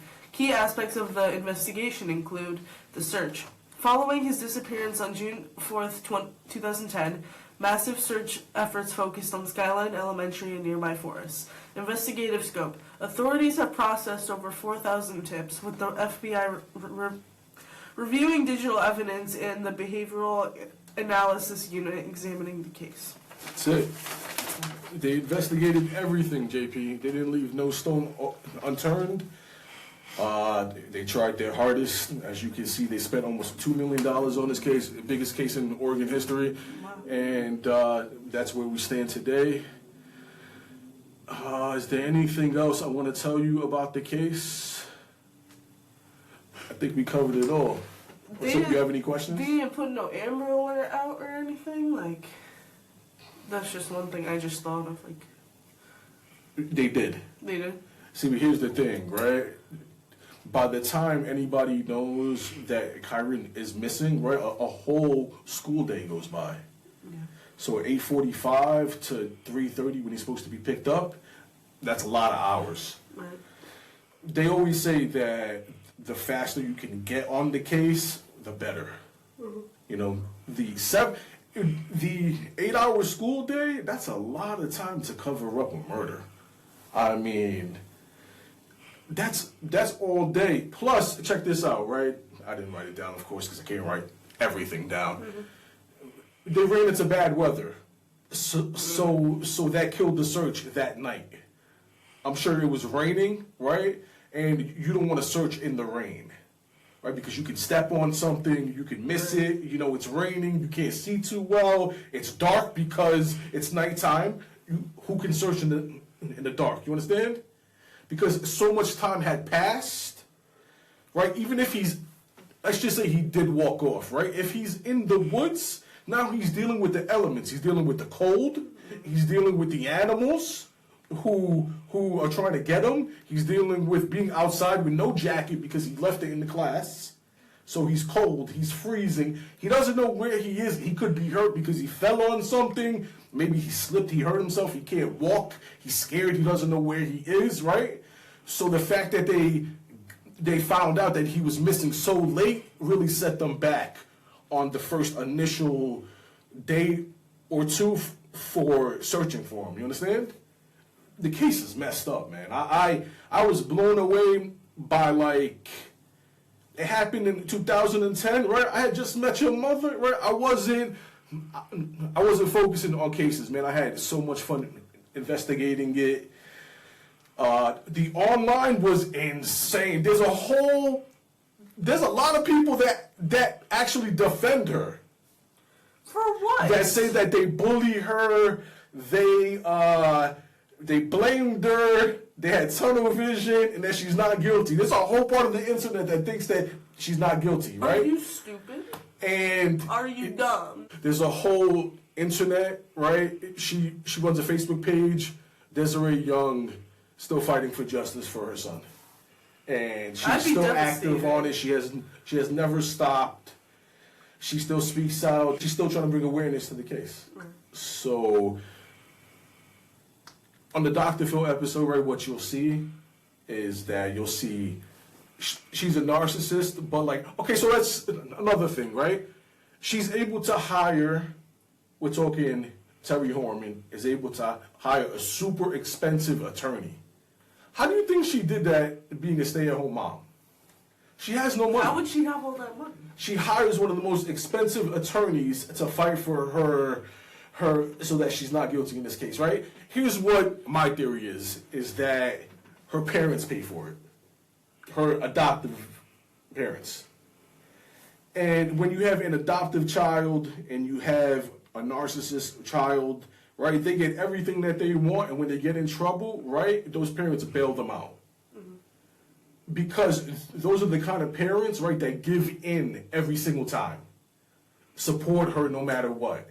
Are always there for her, right? Because she has the sympathy card, let's be honest. Like, she was adopted. So, those are the kind of people that do these kind of things. You understand? Right.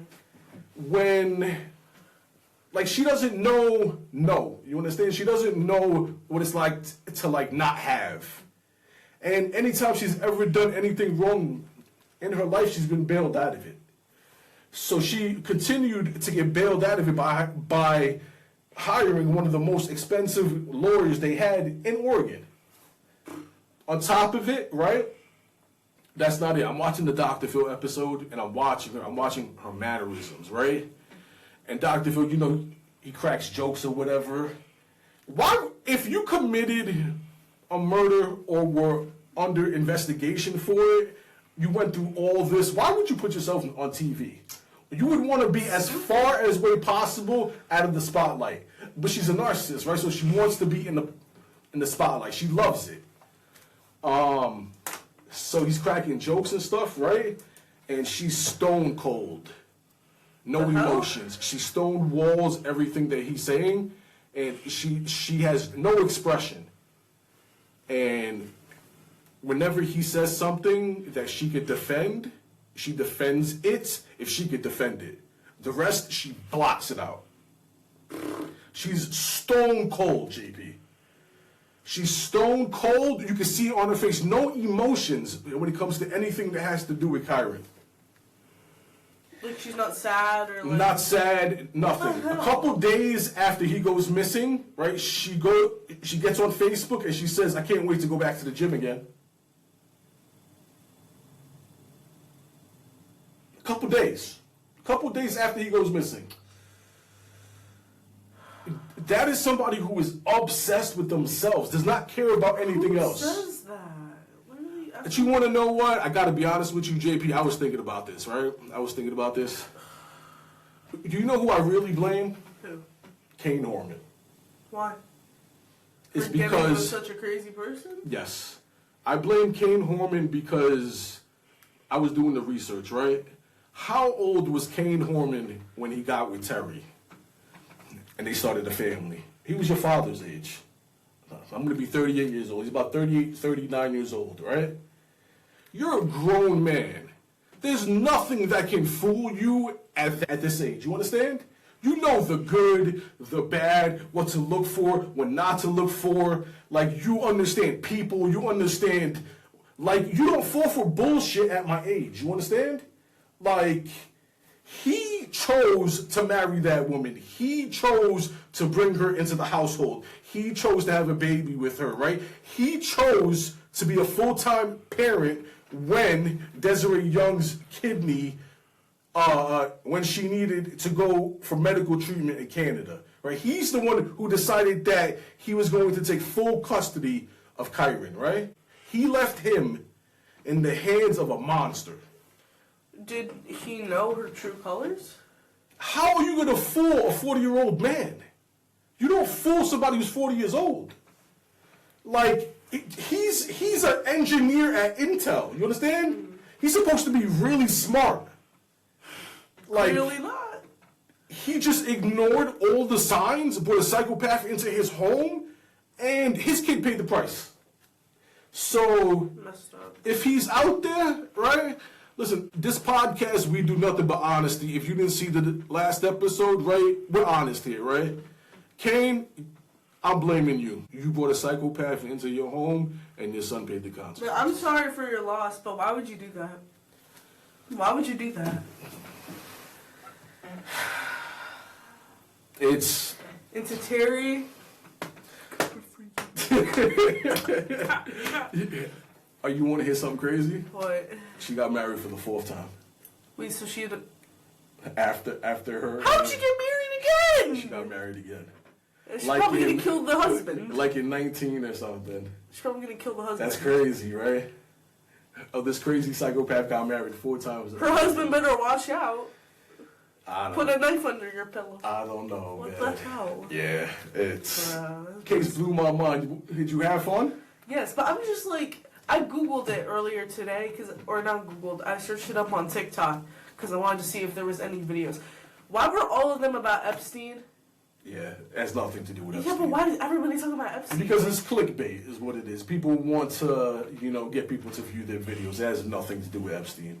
So, JP, before we sign off, JP, right? Do you have anything else you want to say?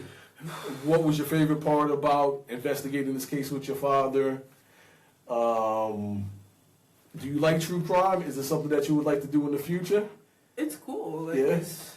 it's cool, like, discovering, like, learning more, like, taking in the information, like, but it's just, I got so pissed off. It's true. It's Like, true. I feel so bad for this little boy. He didn't deserve Do you know what that. the hardest part about the case is?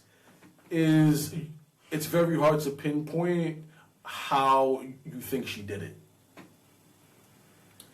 Yeah. When you think about it, right, all you could do is think about what you think she could have done to him to make him vanish. What did she do to this 7-year-old boy? Where did she put him? How did she do it? Like, that part drives me crazy. I have my ideas. I'm not going to go into it. But yeah, it drives you insane. It stops at Sauvie Island. They never found anything. That's it. The whole Dee thing was weird to me, man. I mean, that type of ride or die for somebody who you just met at the gym.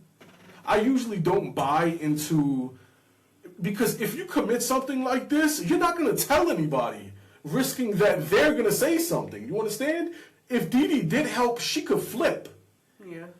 And then snitch on you, and then so that she could get less time in jail. You understand? So you commit a murder, you're not telling anybody. So for her to go along with it is nuts to me. Right. But seeing their relationship, it's not that nuts to me. Because the way that Dee acted, right, when she was sitting in the courtroom, they asked her, "Do you know Terri Horman?" She said, "I plead the fifth." She pled the fifth 142 times to every question. How? Like, because she had a high-powered attorney just like Terri. You understand? That's exactly what they take. Man, this case was crazy, JP. There's so much more stuff. Honestly, I was looking at it today, and you find more information the more you look into it. It's never ending. It was really cool. It was a lot of fun. I plead the fifth. I plead the fifth. I plead the fifth. I plead the fifth. Okay, JP, is there anything else you want to say to the people before we get out of here? The system failed him. Screw all y'all. R.I.P. Man, no freaking cameras at that school, man. Oh, Like, why? How? that How is that part's legal? legal. That's not legal. Insane. 2010, JP. How do you not have safety precautions for your school? The little kids in your school, you don't care about their safety? Do they have cameras now? Like after this incident? 100%. This should have happened before. There's, and this wouldn't have happened. No doubt about it. I mean, it's a super rural school. You know, I know they're never thinking that anything could happen like this, and it was so long ago. But man, if they had cameras, this could have been solved, right? Instantly, because you see, she would have to change her entire story if he leaves with her. You know, she has to come up with a whole new story on why he vanishes. But the school not having camera leads you to say anything could have happened. If the school would have had cameras, if Kane wouldn't have married that crazy woman, yeah. Like, wow. Even if Desiree Young never gets sick, she doesn't lose custody of her son because she can't take care of him. You know, so many things could have happened, but that's why I think she did it, because everything had to be planned so well for it to happen. You understand? It's not weird to you that the first thing that jumped out to me was the date. Right. Like, it has to happen June 4th because they're out of school the next week. You know what I mean? Like, that jumped out instantly to me. The first thing I was asking was, where's the cameras? And what's the date? And why did she say he had a doctor's appointment when he didn't have a doctor's appointment? Those were like the first red flags that I saw in the case. So I had an amazing time, JP. Me too. Thank you for making this podcast with me, right? That is Detective Jerry Perry. Detective J. Look at this, all this information. Was it added up, JP? Look at it. No. Put the magnifying glass on it, JP. Tell me. Tell the people, did it add up to you or no? Did the information add up? I mean, it was a little confusing by the way you wrote some of it. That shit was not adding up, JP. All right? It did not add up. How much I took last. Yo, look at this. Look at the work that we do for you guys. Look at this. And there's more. That's not it. That's not even half of it. JP, that is Detective JP. This is Detective Googie, and this is episode 29, right, JP? We're calling this one the Roseburg Devil, you devil lady. It's the JP and Googie Detective Agency. Signing out. We out, JP. Let's go. These cases, some of them stick with me for a lifetime. This is one of those cases that I'm never going to forget, and I wanted to do a deep dive into Sauvie Island because nobody has taken their time to actually get into the island itself and get into so I'm sitting there, right? And what the defensive side in the case has said was that she didn't go into Sauvie Island because Sauvie Island, the bridge, had a cameras on the bridge that were monitoring who would drive across, right? But I had to know for certain. Mm-hmm. So I could not let this case go. It kept, it just kept calling me. And I said, you know what, let's deep dive into Sauvie Island. I wanted to know, did the bridge actually have cameras or not, right? So I want you to read this. This is what I found out. Do I just... Okay. Based on the information confirmed with the Multnomah County Sheriff's Office, MCSO, there were no cameras installed on the Sauvie Island Bridge on June 4th, 2010. Cameras that currently monitor vehicles on the bridge were not installed until approximately 2012, contrary to claims suggesting surveillance existed during the 2010 Kyron Horman disappearance investigation. Say that one more time for the people in the back, JP, if they didn't hear it. JP, there was what? There were no cameras installed on the Sauvie Island Bridge of June 4th, 2010. So... No. So, contrary to popular belief, there was no cameras on that bridge. See. You want to say? See. So that means that she could travel on that bridge to Sauvie Island undetected. She could go to it, right? Yeah. I just have a question. Yeah. Like, where would they put cameras on the bridge? Like, I've never seen a picture of the bridge, so I don't know how it's built, but, like, where would they put cameras? I'm going to show you pictures of the bridge, actually. Okay. At the end, I have all these photos I want to show, right?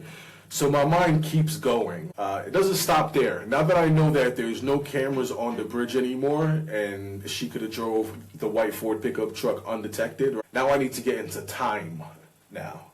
How much time does Terri Horman have to drive into Sauvie Island and do what she needs to do, right? So then I go, all right, let's figure out how much time does she have to drive and do what she needs to do as far as disposing Kyron Horman. So you're going to read that right there. How long does it take to drive into Sauvie Island? Driving through Sauvie Island generally takes about 20 to 45 minutes to reach the north end beaches from the bridge, though it can take over an hour during peak summer weekends due to heavy traffic. Dang. Okay, all right, so to drive the entire island, right, one way takes 20 to 45 minutes based off of how much traffic there is, right? This is a week before school is closing out. It's a Friday. The kids are in school. I would think traffic is minimal. It is a Friday, so could people have took off that day to spend time at the beaches? It's possible. So you would think that if she drove across the bridge into Sauvie Island, you're looking at probably a 20 to, let's just say, 30, 35 minutes, right? Mm-hmm. If there's actually people there that day, right? So let's tell the people a little more about Sauvie Island and the actual beaches itself. Let's see. There are 5 main public beaches on the north/east coast of Sauvie Island along the Columbia River: Reeder Beach, Walton Beach, Collins Beach, clothing optional, ew. North Unit Beach and Warrior Point Beach. These beaches are popular for swimming, sunbathing, and wildlife viewing, with Collins Beach being the notable clothing optional spot. Yeah, that's funny. Alright. Why'd you have to put that? Because that's the information that was given to me. So JP, right? I'm not done. All right, now I need to put the timeline together based off of the last location. Now we need to figure out, does Terri Horman have enough time to do what she needs to do and then get back to 24-hour fitness at the time that she clocks in? All right? We've done all this work, right? Sauvie Island, we've done her timeline. We followed everything that she has said. Now we need to figure out, can she actually drive into Sauvie Island, do what she needs to do, and get back in time to the gym, right? So I put it all together for you, JP, right? I want you to read off. You know what? I'll do it.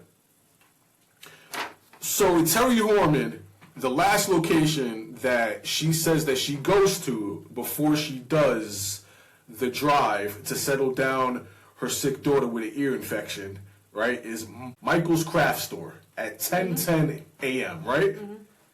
So there's no proof that she ever went into the store. There's no receipts, right? There's the quote-unquote cashier guy who saw her and did an interview and said that he saw her, right? So even if we give her 7 to 10 minutes, it fits the timeline exactly the way it needs to. Even if she wants to show her face for the 7 or 10 minutes, it works. Mm-hmm. All right? So from Michael's Craft Store to Sauvie Island Bridge takes 22 minutes, right? So from 10:10, right, if you add 22 minutes, right, that takes her to 10:32, right, to 10:39, which matches the timeline of the phone call that Terri Horman places to Dee Dee Spicer. Okay? Yeah. So from Michael's Craft Store, 10:10 to Sauvie Bridge, right, takes 22 minutes, putting the time at 10:32 to 10:39. She places the phone call at 10:39. She's at Sauvie Bridge, right? Yeah. Okay. So from 10:39, right, to 11:56 is the time period that Terri Horman has to dispose of Kyron Horman, which is 1 hour and 17-minute window. So she has an hour and 17 minutes to do what she needs to do and get back to 24-hour fitness, right? So here's what we know, right? We know the drive to Sauvie Island, right? The length of it is 20 to 45 minutes, right? Mm-hmm.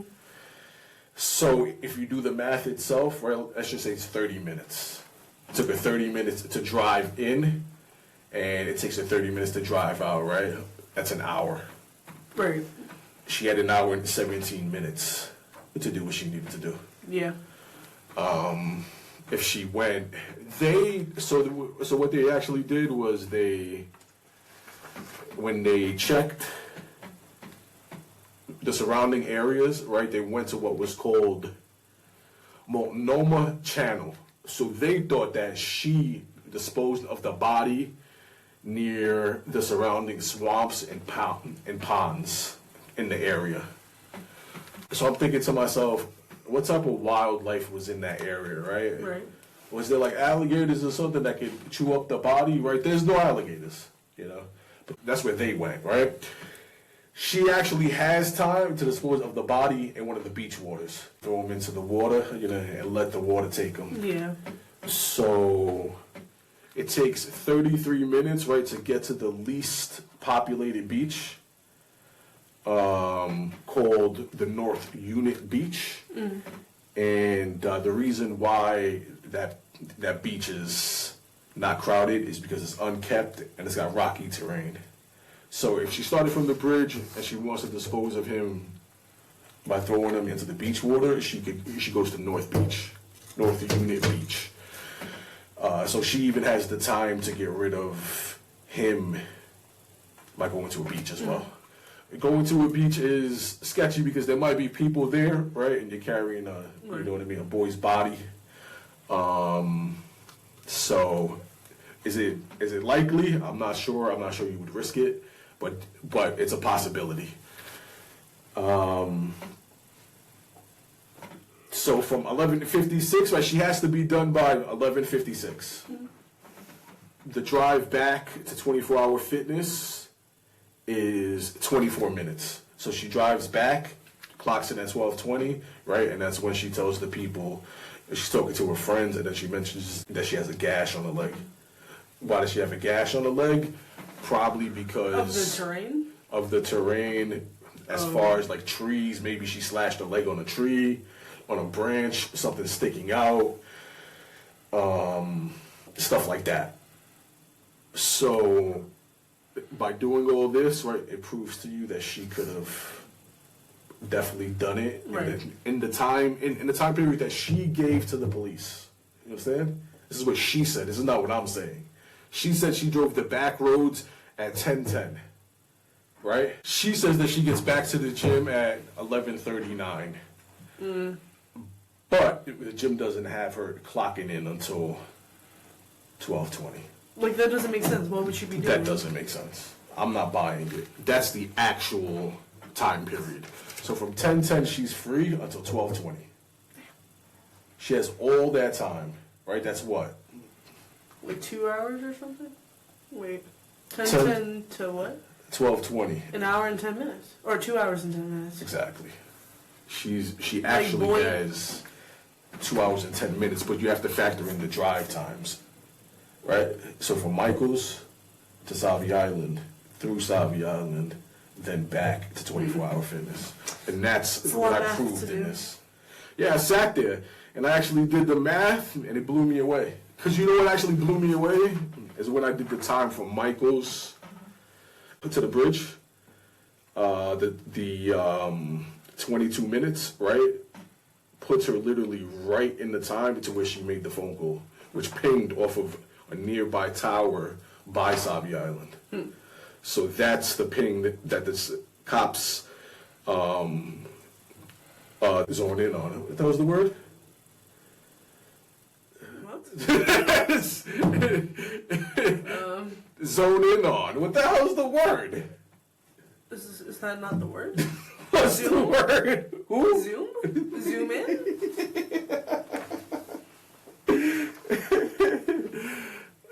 Alright, so I just wanted to do that. Yeah, that's the time that the police officers focus in on is that cell phone ping. So literally it has her. Right? That drive is a 22-minute drive. It's got her right there. So she's right at the bridge, she makes the phone call. Why don't you become a part of the police? Like, no, this is the FBI. If the FBI couldn't solve it, why can't you become a detective? Do you know that so I'm looking at the photos, right? What made it also very hard is that the water in that area was murky. It was very hard to see into that water. They had to go back 5 months later. Damn. To try to check it again. It would have been like disintegrated by now, right? Or by then. If he was in water? Like, it would have been like very hard to. Very hard, because here's the thing, it's the middle of the summertime. Right. So, summertime, it was June 4th. Throughout those summer months, the body's gonna decay. 100%. You know? Even if it did float to the top somewhere or whatever, more than likely, she puts it in the ground or in a wooded area that they didn't find. Mm-hmm.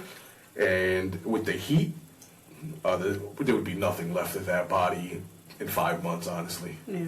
With the heat and decaying and all that kind of stuff. Honestly, the police, the FBI, they stood no chance.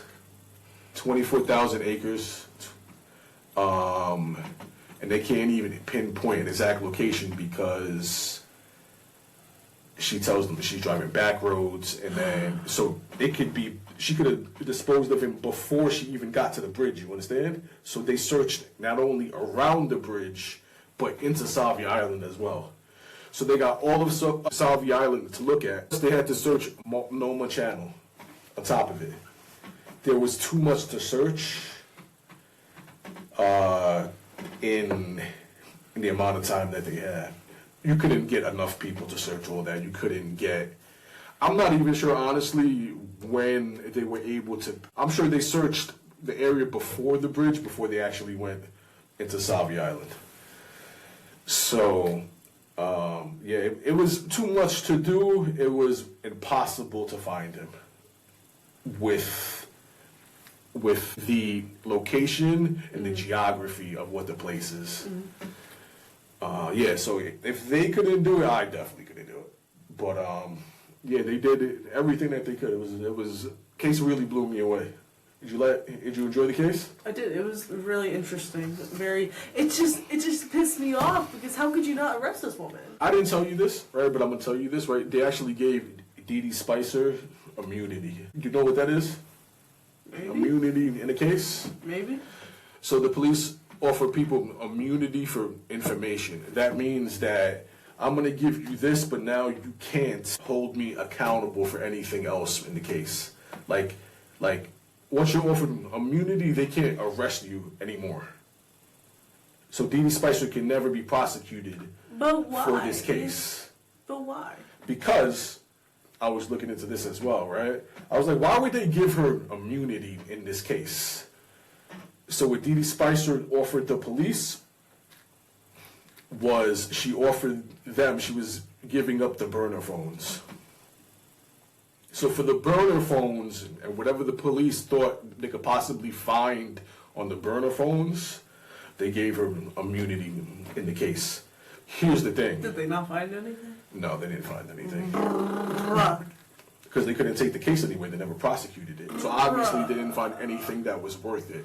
Right? But here's the thing. That's what happens when you have high-powered attorneys like they did, right? Yeah. Because, right, when you come from a family with money, they hire you these attorneys and they get you these amazing deals. like Dee Dee Spicer did. So I can almost guarantee you, right, that Dee Dee Spicer's attorney, right, was paid for by Terri Horman's parents. The whole thing is insanely sketchy. But just like I was telling you, right, in 2026, Dee Dee Spicer and Terri Horman were not friends anymore. Uh-oh. So maybe one day, right, if Dee Dee Spicer grows a heart, Please. right, she'll come forward and she'll tell the truth. Please, Dee Dee, please. One day, hopefully, one day, right, she can't take it anymore. Her insides are burning, and she has to tell the truth. Don't you feel like guilt and it just consumes you to the point where you have to tell? Hopefully, she has a guilty conscience one day, Right. because that is the only way they'll ever solve this case. Come on, Dee Dee, lock in. They'll never be able to Lock in, find brother. any physical evidence. They'll never be able, because they haven't up until now. Only thing you can hope for, right? If there is any physical evidence, stuff that doesn't decay is like sneakers. Because they're rubber. Rubber doesn't decay. Potentially clothes. You know what I mean? Potentially bones. But people have to, if it's out in the public, people have to walk upon it and find it. Right? It's been how many years? It's been 16 years. Nobody's found anything. So it's not impossible, but it's very slim, right? But if Dee Dee Spicer, if she has a heart, a guilty conscience, right, she has immunity. She cannot be prosecuted for this case. I hope one day, if she knows anything, she comes out and she says it. And, they can get Terri Horman one day. Because there was never any other suspects. There was never any reason to look anywhere else. I mean, it was clear as day. So... Did you have fun, JP? Yes. Yeah. And Epstein has nothing to do with this. Stop bringing up Epstein for views. Stop using this little boy for views. Shut up. No one likes you. Epstein had nothing to do with this right? case. And if you think he did, then you're stupid. So the Roseburg Devil, JP, that's what we're calling this one. True Devil. You know what her face reminded me of? Hopefully one day you get into true crime like I am, or like I did. Any psychopath, serial killer, right? They all have that just unshakable face. It's not normal. It's not human. It's like you can't shake them. They have no feelings. They have no heart, right? It's like this blank. It's like a blank stare. And her face, when I was watching those interviews, it reminded me of Casey Anthony's face. It reminded me of Amanda Knox's face. Just like a blank stare, right? But you know that behind that blank stare is the devil. It's sinister. It is, Sad. it's only a face that you see in killers.